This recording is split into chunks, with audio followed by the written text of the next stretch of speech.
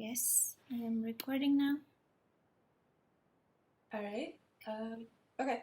Well, hello everyone, and welcome to the third meeting of PJC. I have not been to one of these yet because I had an overlapping engagement last semester, but I am the fourth member of the organizing committee, and I am a first year who is not on campus, so a lot of you have not seen me yet. My name's Abby. Nice to meet you all. I'm also in MICE, so that's why I am the grad student running this one. Um, I am gonna turn it over to Dana and her paper and her presentation. So. Thank you, Abby. And I want to thank both Happy and Mancoba for organizing this and inviting me to make this presentation. So I will be presenting today one of my papers on physics graduate education, in particular about the development of a survey instrument to measure physics graduate students' experiences of the departmental support structures at their programs. So before I dig into the presentation, the main part of my presentation, I would like to start a little bit by talking about my dissertation project, since this paper is part of it. And then I'm gonna go with the traditional flow of a presentation with the introduction, motivation, the research question, the methodology, the results, and then finally we can wrap up with a discussion. So I am doing a three-paper dissertation, which pretty much, all of these papers need to be on the same topic and accompany each other to the results. And also there is an introduction chapter in the beginning and a conclusion chapter at the end. And I choose this approach because it suited my work better. And I'm very happy to talk with other graduate students if you want to find out my experience on following this path rather than the traditional dissertation. So as I said, this is a three-paper dissertation, and the first one is on the development of a survey instrument to measure physics graduate student experiences of the departmental support structures. The second one focuses on the self-efficacy of physics graduate students, where I also explored demographic differences in student experiences and students' beliefs of self-efficacy, namely their research and academic. And finally, the third paper that I plan to start writing this semester is a paper where I test a model to predict physics graduate student retention. So it's a mixed method study where I use both qualitative and quantitative results to inform this work. So in this presentation, as you know, I'm focusing on the first paper on the development of a survey instrument. So before I dig into the research area, I just want to clarify some terms that are going to come up a lot in this presentation. The first is the underrepresented racial minority term, which by that we refer to a group of students whose percentage of the population in a given group is lower than the percentage of the population in the country. And then next, moving with the retention rates, we refer to the percentage of PhD students who refer to the same institution the following fall. So this is a measure from the institution aspect, as opposed to persistent, which is a similar term, but it refers to student continued enrollment at any institution in higher education, including one different from the institution that they started. And finally, by doctoral attrition rates, we refer to the percentage of students who completed a PhD degree over the number of students who got enrolled at a graduate program. And usually those rates are being documented over 10 years, for example, because PhD programs, last a lot. So they record the students that started, and they record the students that earned the degree, and this is how they get the doctoral attrition rates. Now, I chose to focus my dissertation on graduate education, and particularly in physics graduate education, because there are many underexplored issues that happen there. One, for example, that many researchers have focused on is exploring student cognitive understanding of, for example, concepts such as quantum mechanics.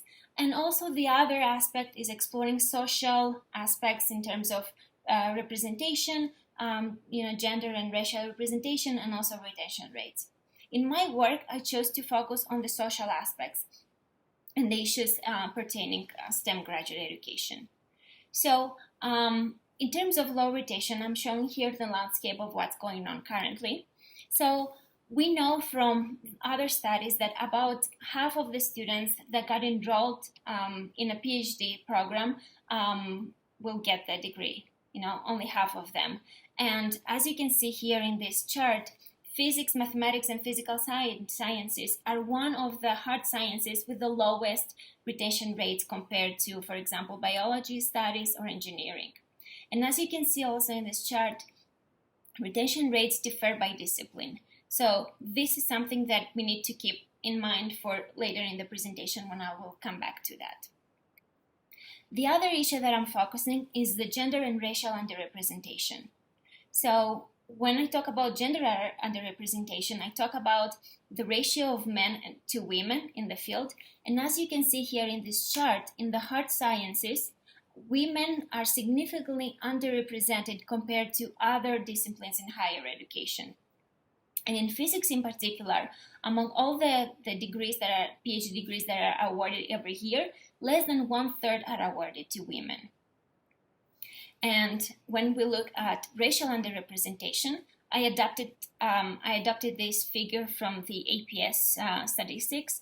So in this black bar indicates the percentage of a particular group in the US population, while the blue and red bars represent the percentage of this group's population in physics bachelor's and PhD studies.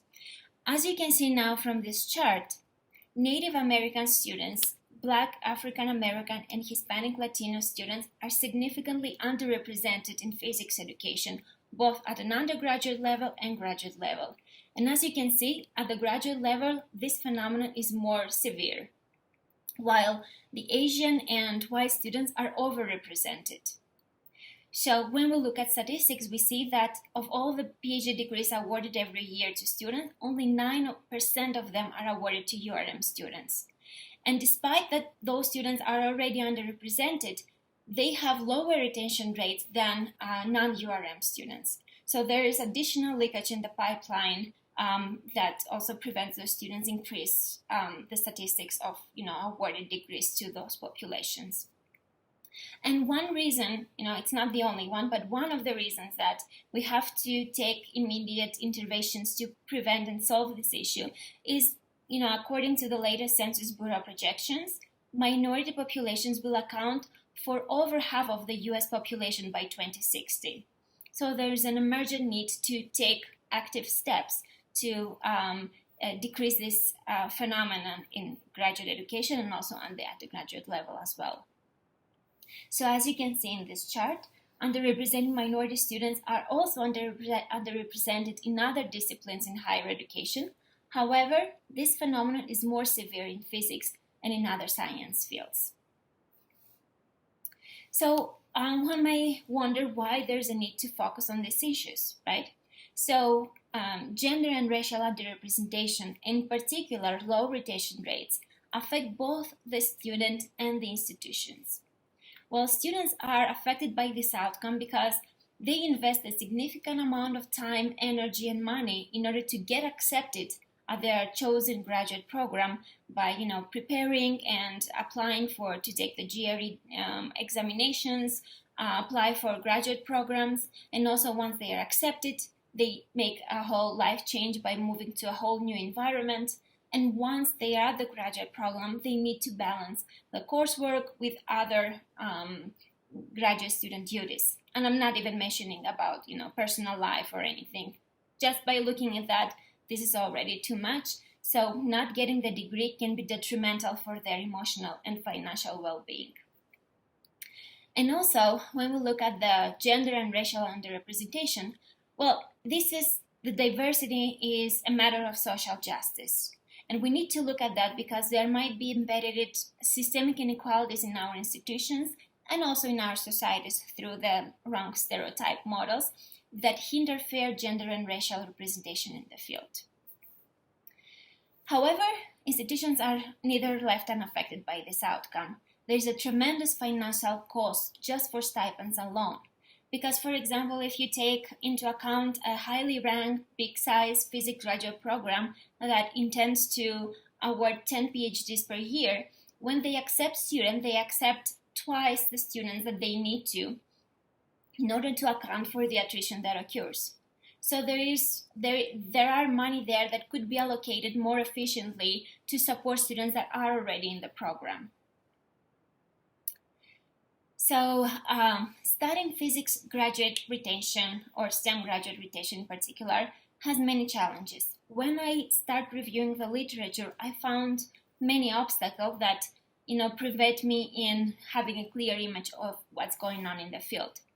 First of all, there is inconsistent use in the literature of the terms retention, persistence, and attrition.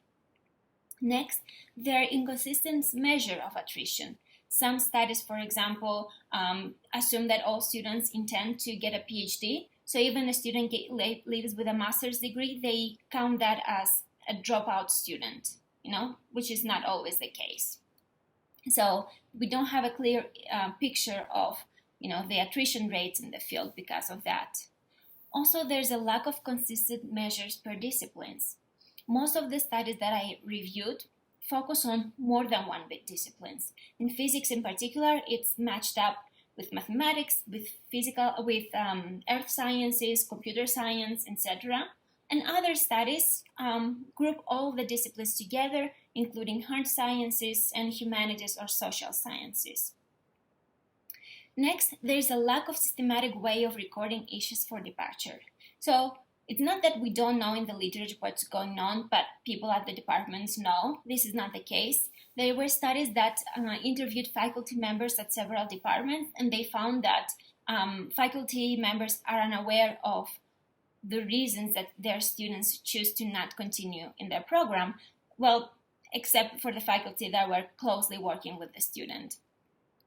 And also, institutions that keep track of these factors, they avoid publishing results. We might understand the reasons. So what we know so far. So while there is a robust literature at the undergraduate level, and there are some factors that we can inform our understanding about graduate retention, still there's little we know about graduate retention, mainly for the facts that I mentioned just earlier. And past studies that focused on graduate retention explored student aspects. For example, student incoming preparation by looking at their GREs or undergraduate GPA, their family background, and also at students' personal factors such as family life or mental health.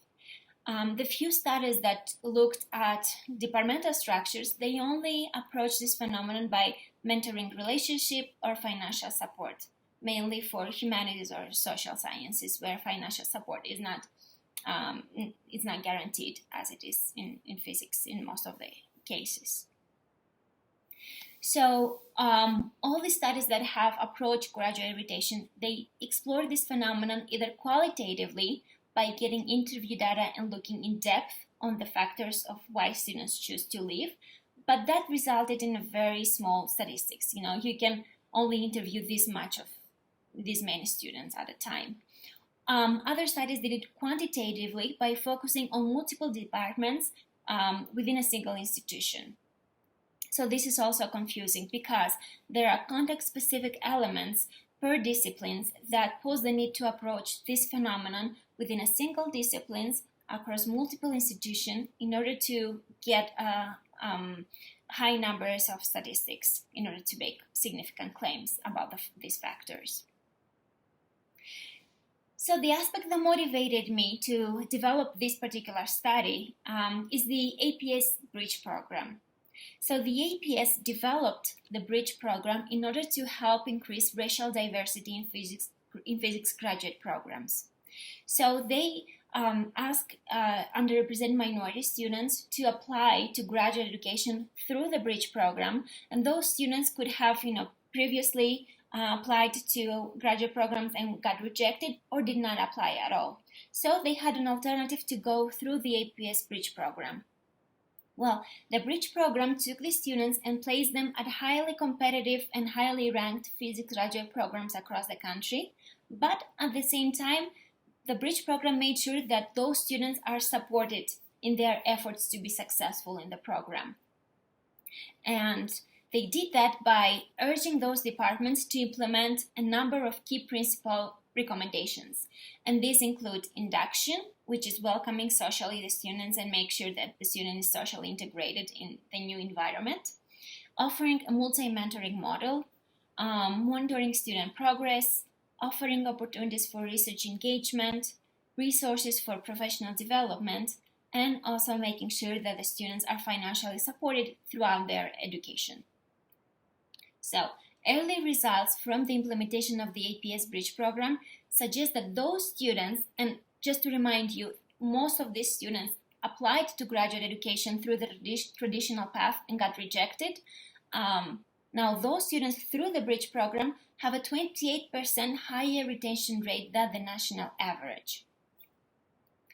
So, these results suggest that there is an indication that students' experiences of supportive departmental structures could be correlated with increased retention.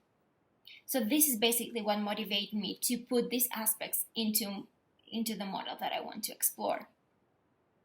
So overall, as the outcome of my dissertation, I wanted to develop a project to study physics graduate experiences overall on their programs and also explore the impact of these experiences to their decision to stay in the program.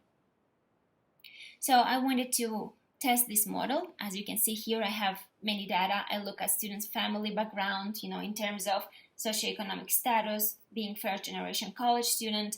I had access to their academic records, GREs, undergraduate GPAs, their demographics, and I also wanted to see the impact on students' progress in terms of graduate GPA scores, right, and their intention to persist. However, I also wanted to see the effect of student self-efficacy, and most importantly, I wanted to focus on students' experiences of the departmental support structures, right? However, when I looked at the literature, there were no instruments that could help me perform this study. And also, there were no indication about what departmental support structures could look like in physics graduate education in particular. So, before I test this model, I had to go and develop two studies. One, to develop an instrument to measure students' experience of departmental support structures and student self-efficacy. And this is what I did in my first and second paper. Now, here I continue specifically on the methodology that I followed for this first paper.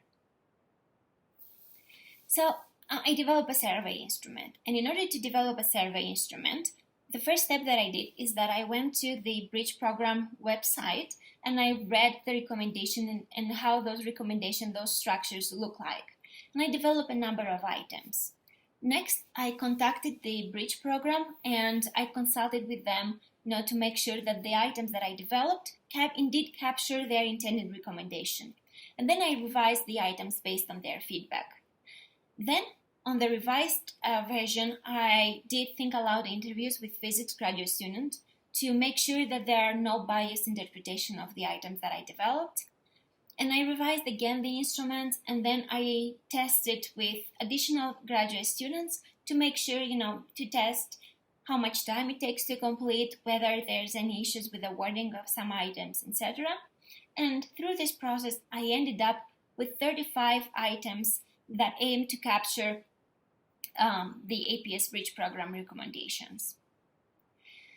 And once I had the instrument, I went and online and I checked for graduate programs.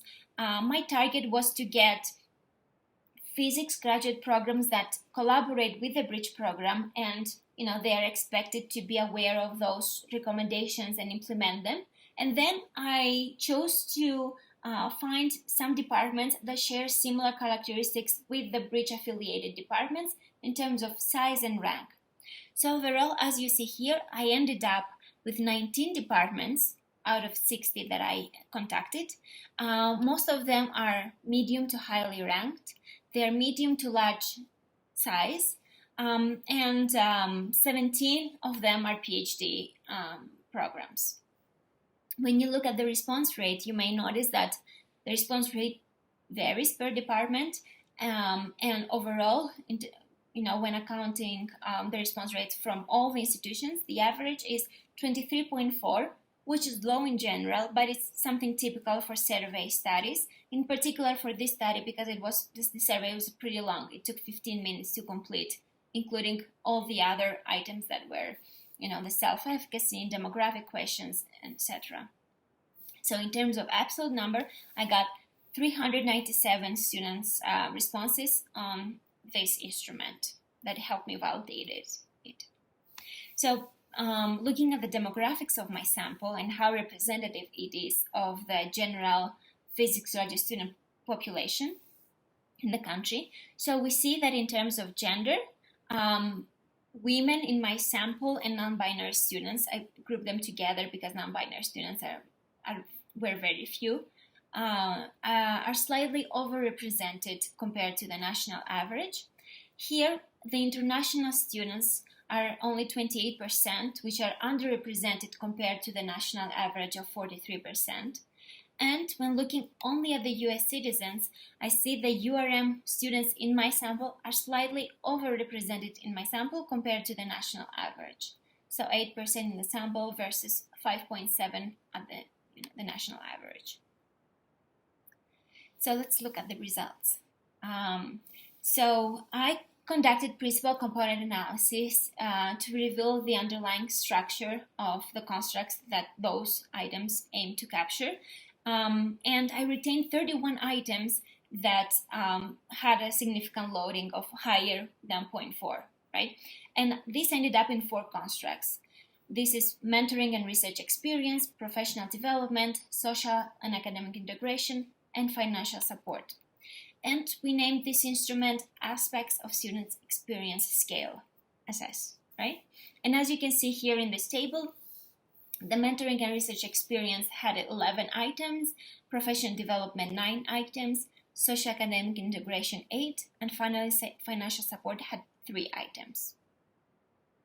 So when I tested for the validity and reliability of this instrument, we found that it exhibited acceptable validity and good internal consistency. So for the first round of implementation of this instrument, those results are actually quite good.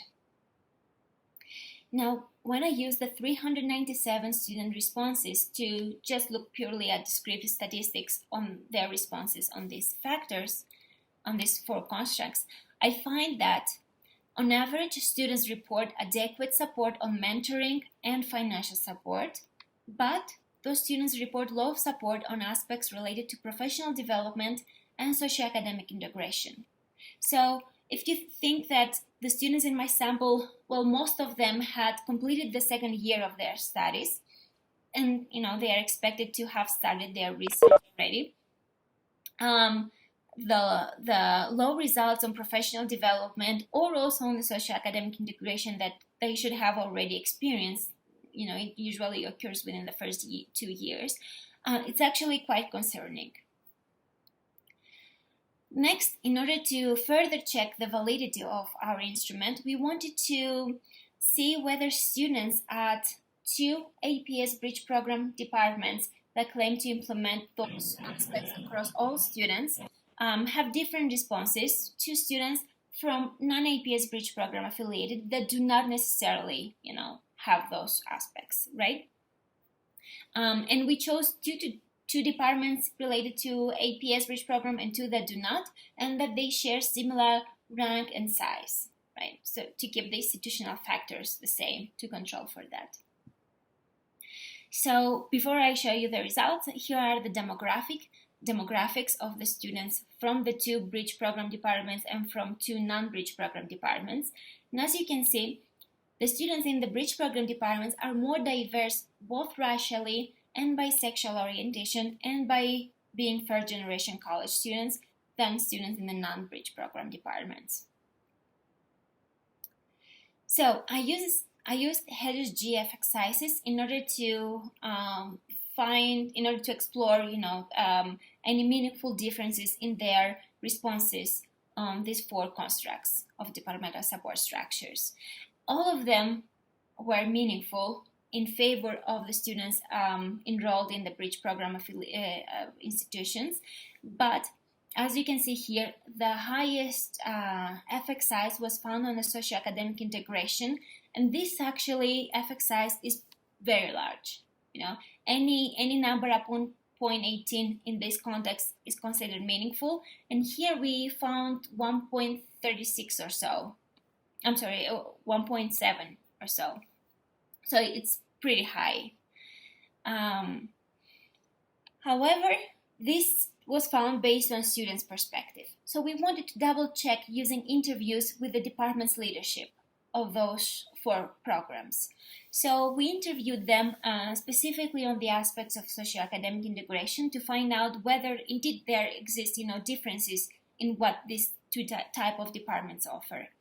So we find that the leadership at the Bridge affiliated departments reported having formal support structures for helping students integrate socially by offering match between incoming students and senior students. So they match one-on-one, the senior student immediately becomes a mentor for the incoming student. They have student societies, social activities, and they are reoccurring one-on-one meetings between academic advisors and incoming students.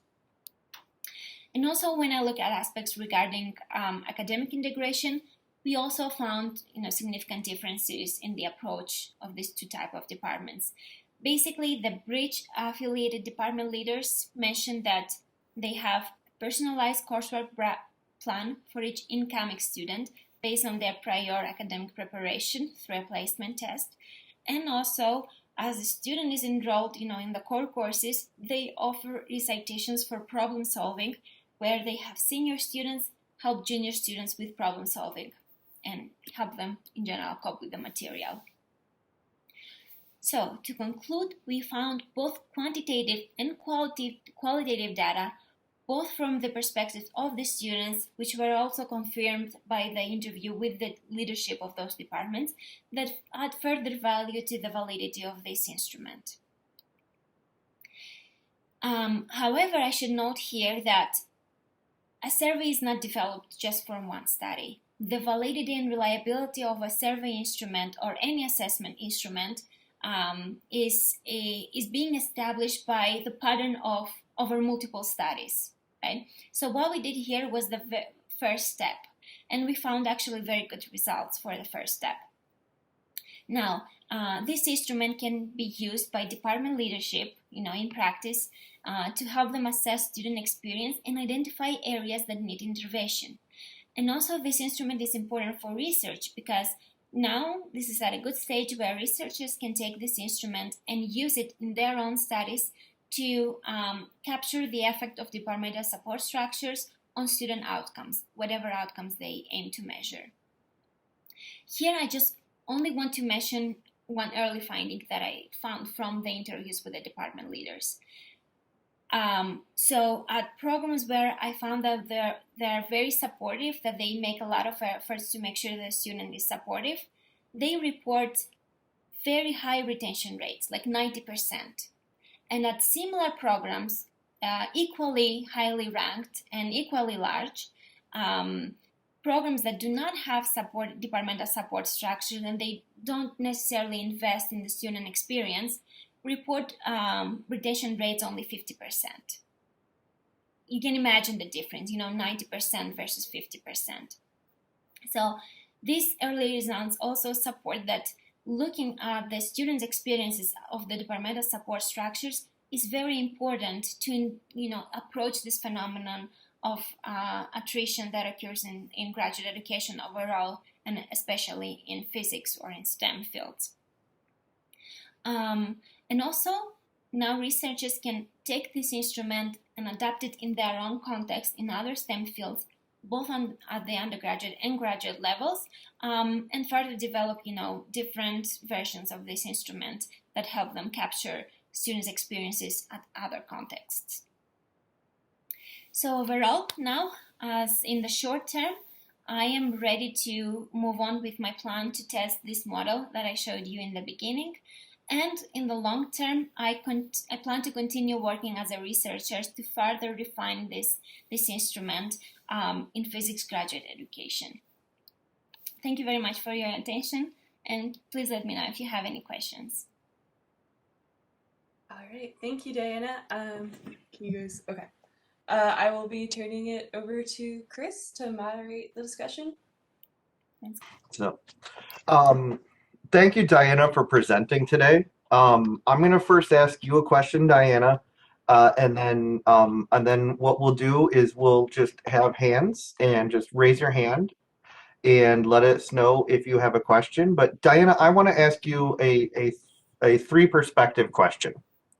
Often when we're looking at how to improve things, we often only look at our own point of view. And I'm part of the physics department administration, so I think about my view as a staff member. But if you were to make a suggestion about how to think about this topic of making things better for students, how would you tell a person looking for a degree program, how do you find a good supportive degree program? What would you tell a graduate student who's going off to be a professor to remember when they're a professor about how to run a good program and what to look for to help things for them in the future? Mm-hmm. Thank you very much for your question. So let me say here that I chose to focus my studies, my dissertation in physics graduate education before I found out the results about the Aps Bridge Program, what they do there.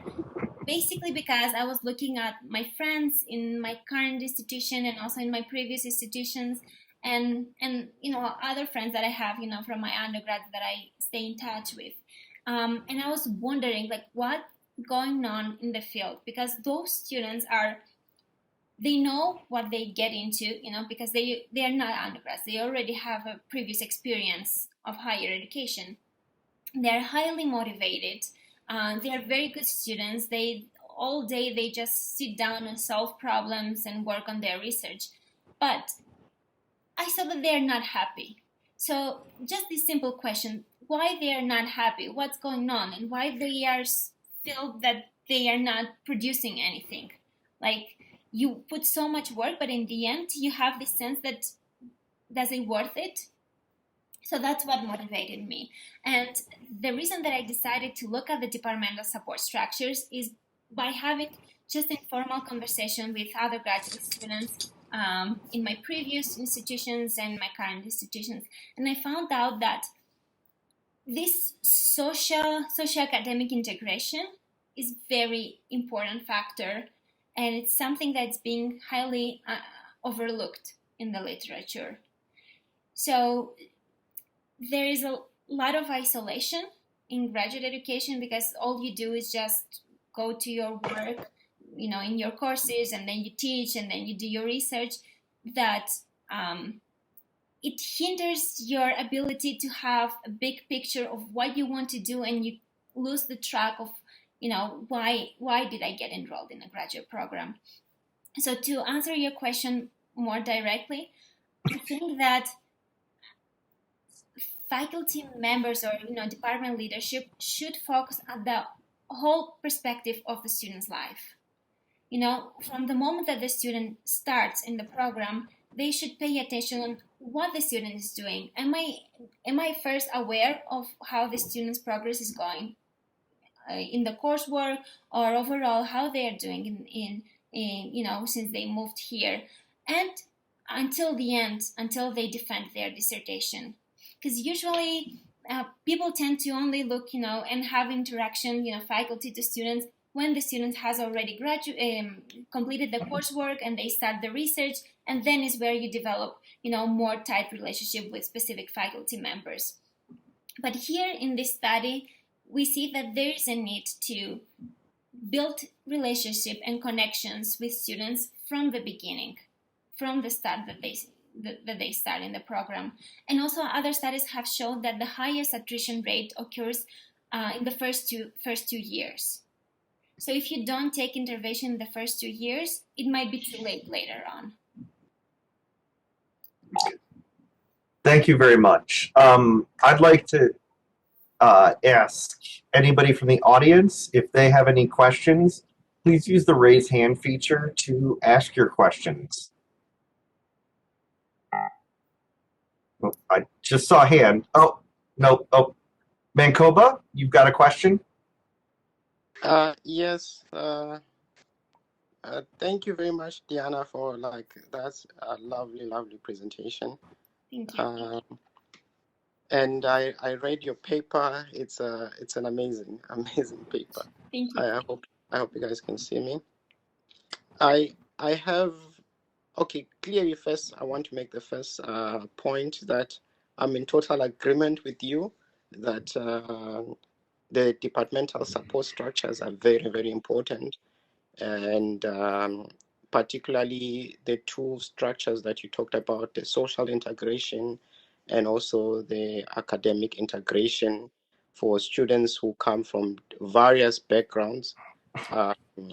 So how do they integrate to the new American system of learning, and students who come also from international students, how do they integrate socially to the new culture, that mentorship. So I agree with that very fully. I just had a question on something else which I didn't understand when you talked about professional development. You talked about encouraging people to become more student agent. I didn't know what student agency meant. You see that part in your paper? I don't know if you have your paper with you. If you go under is it on the introduction? No, it's so introduction. So you list social integration, you list academic integration, you list financial support, and you list professional development.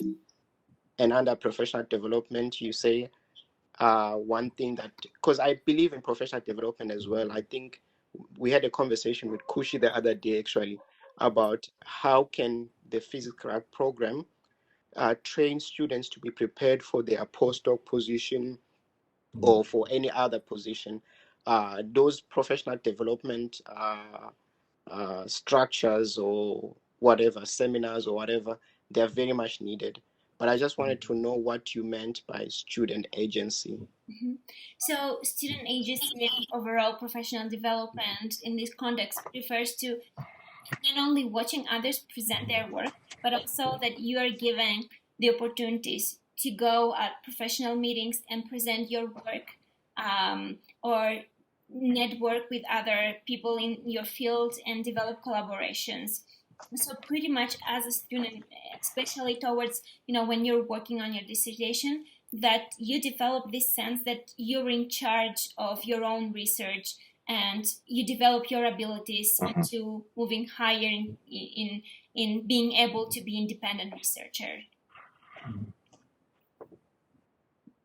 Okay, thank you very much. So that would include presenting in the journal club, right? Yes. So I hope that other students Thank you for helping me also do that. I hope the other students are listening.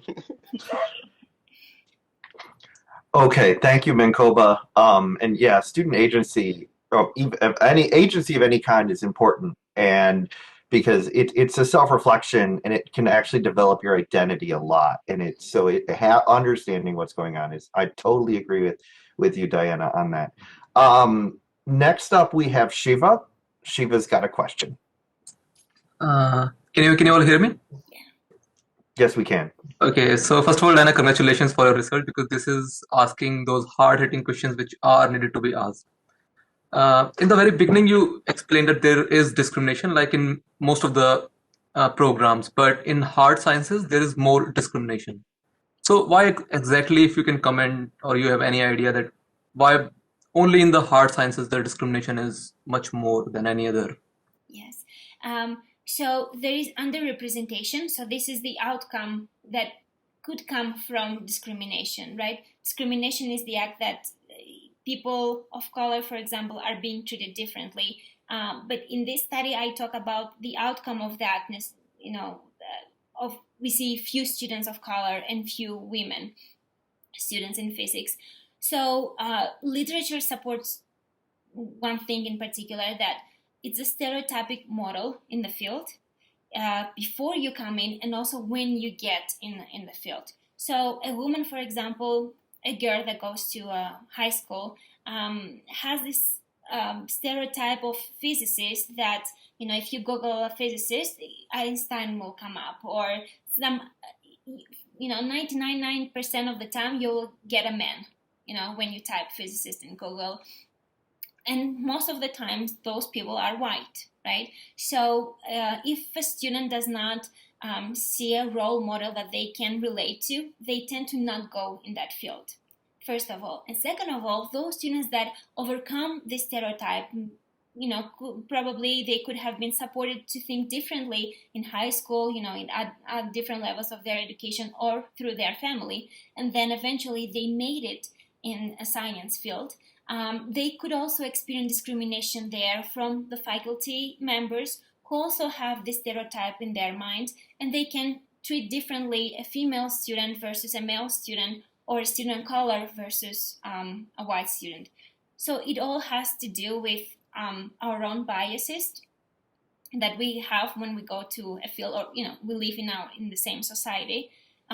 So there are a lot of discrimination that could happen based on the stereotype models that people have in mind about physicists or other scientists. So let me tell you one thing that's interesting, because you mentioned it. There was one study that reviewed recommendation letters from faculty, and they hide the gender, right? And they saw that faculty members tend to use different terms when they talk about their female students versus when they talk about their male students. When they talk about their male students, they use terms such as, they're leaders, they're very capable in their independent researchers. And when they talk about female students, assuming that they have similar abilities, in terms of their graduate GPAs, etc., they use terms as this student is very hardworking, and she's motivated, and if she tries hard, she can, help the department move forward, and the field, it was more focused on the effort instead of the abilities to perform, as opposed to men students. So it's a lot about the biases that people have. Thanks a lot for answering the question. Okay. Kushi, you have a question.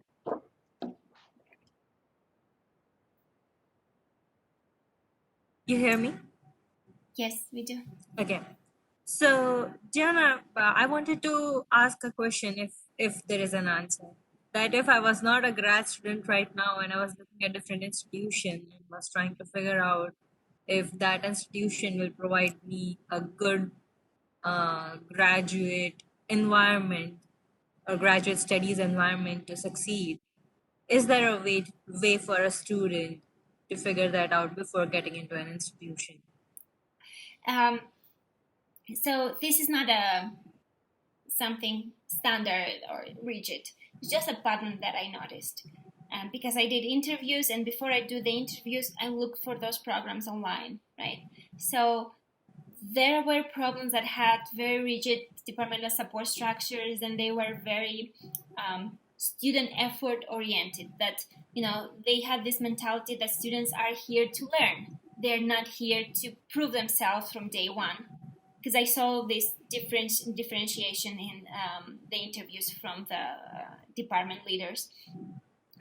So when I checked their websites, actually the people that have this idea of the students is here to learn, their website has a lot of information about what they do to support students, and I guess it's because they put a lot of effort and they want to advertise that they want to welcome students. And there were departments that had a different approach in the student, and when I look at their website, they didn't have much information about the graduate program. And so I would, from my experience, it's not that this is the way to go. From my experience, if somebody wants to change a program, or they're just applying in a graduate program, they should get in touch with a faculty member at this department after reviewing the website and finding interest, and just talk a little bit to see what is their approach towards the students. What's their mentality and what pedagogical approach they have, when they accept a student. That's what I would suggest.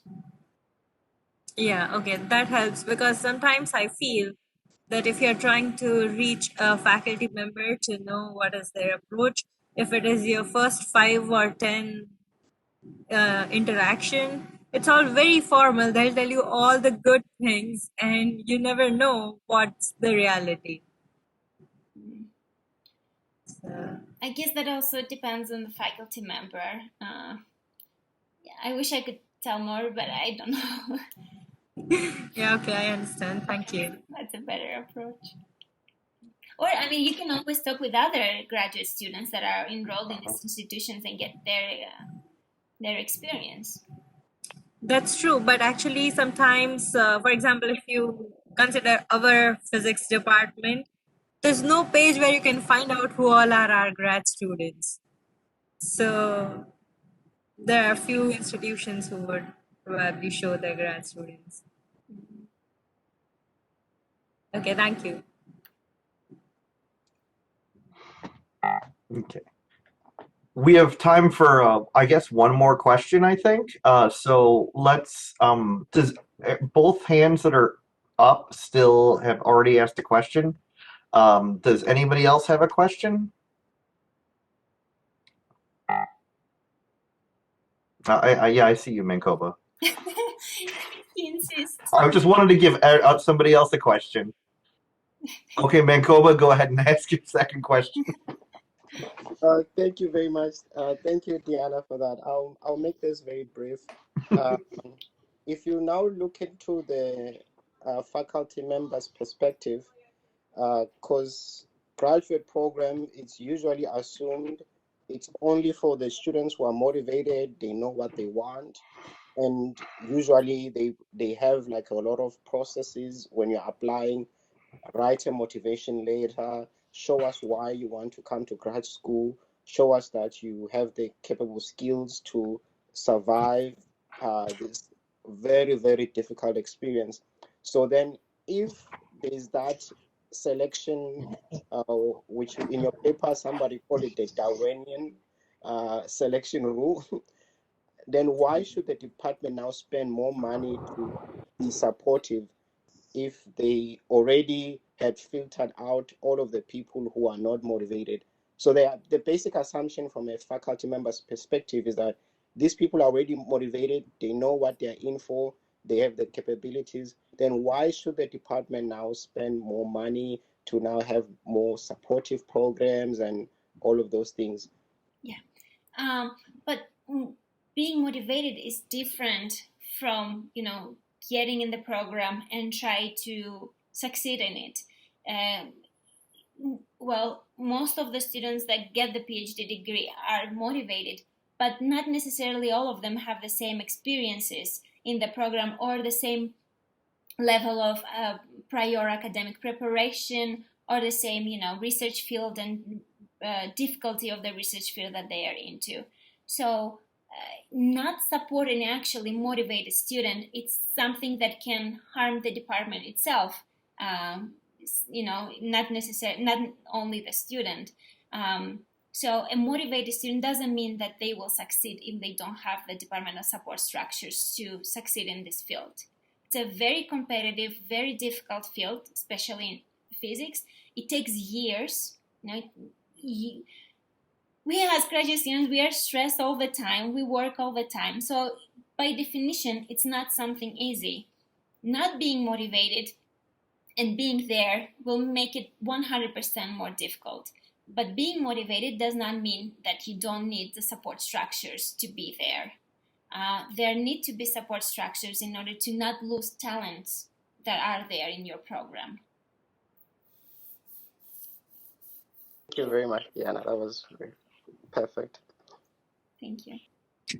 Thank you, Mankoba, for that question. I think one thing to point out, though, too, is it's actually quite difficult to find out if someone has all those skills, as you pointed out, Diana, we can't just give a quick or easy test to look at all the background skills. And that's what I think you're trying to point out here. Is that correct? Yeah, in addition to what I already said, it's also that, like, you cannot assess students' skills based on just two letters of application, for example. It's impossible, right? You have to talk with the students, you have to work with the students in order to form an idea about the student. But despite that, I assume personally that 95% of the physics graduate students' applications come from motivated people. Why else would they go?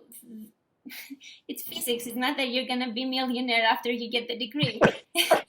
You have to have a genuine interest in the field, in the subject, in order to do that. So motivation is something that all student application have, but then you have to support them in order to not lose this initial talent that they have along those minimum 5 years that they're going to stay there. Right. Oh, Mankoba figured out how to clap. Sometime I'll have to ask you, Mankoba, how to clap. So I think at this point, I'd like us all to thank Diana. Maybe we'll all clap or something. I don't know. What do we do? Real quick. So actually, I'm gonna. Well, I was gonna then turn it over to you. Oh, okay. Abby. Sorry. Or I guess I'll turn it over to Abby first, and then she'll at the end of her thing ask you to all thank Diana. So Okay. I will pull back. I'm gonna become presenter real quick, if I can. Alright, and then I will share my PowerPoint. So just real quick, some graduate opportunities.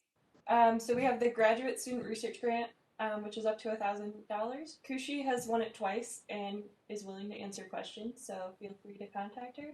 And that's due March 3rd. Also, the Graduate Student Virtual Conference Grant is coming up, which supports students with up to $250 in funding while we are unable to travel for conferences, and that's also due March 3rd. The Gwen Frostic Doctoral Fellowship, which is up to $4,000 for students within 1 year of their dissertation, due March 7th. The WMU GEP Fellowship, which is for students of color in STEM, and the application is due on February 24th, and I'm pretty sure Christian has this fellowship and has applied for it, am I right? So I think he'd be able to answer any questions you might have about applying, if that's okay, not to put you on the spot. And then something Kushi told me about this morning, there's a student summer school at CERN. Applications are due by January 31st, so in a few days.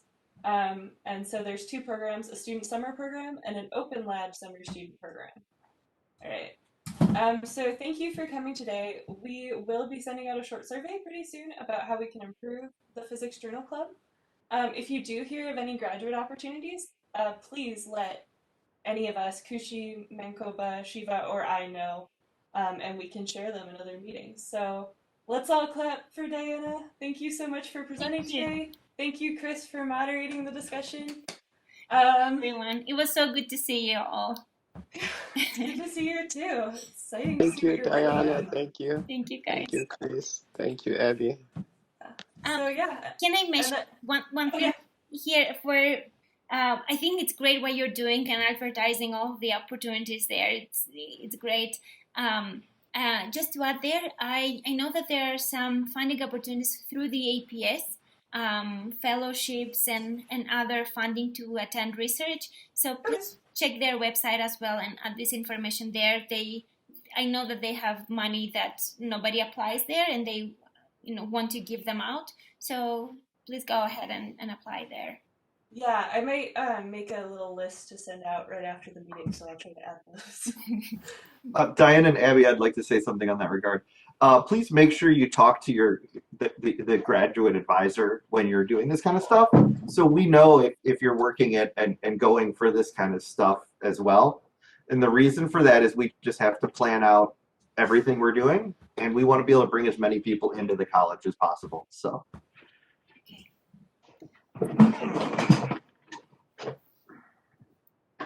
I think thank you guys a lot. Thank you everyone for coming, and Thank you, we'll see you guys. next month. We don't have a talk planned, but it is the same time slot, the last Monday of February. So we will see you soon, and we'll announce the talk as soon as we know what it is. So yeah, just to add, it is 22nd February. Okay, yeah. Okay, that makes sense. Thank you, guys. Have a good day. Thank you, Tiana, Abby. Thank you too. Bye.